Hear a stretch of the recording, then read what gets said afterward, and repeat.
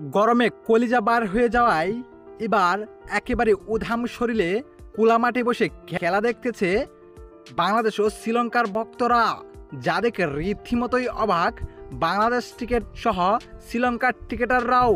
দর্শক, প্রথম ইনিংসে বাংলাদেশ মোট 247 রানে অল আউট হয়ে যায়।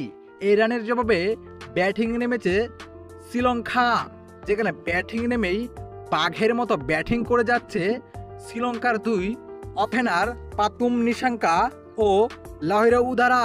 তবে লাহিরু উদারা 40 রানে থামেন, তবে এক প্রান্ত আগলে রেখে ব্যাটিং করে যাচ্ছেন পাতুম নিশাঙ্কা ও দীনেশ চান্দিমাল। দুই জেলে আরো 50 রানেরও অধিক পার্টনারশিপ করে ফেলেন। তাই বলাই যেতে পারে বাংলাদেশ যে রান নিয়েছেন এ রান খুব তাড়াতাড়ি টপকে নেবে শ্রীলঙ্কা।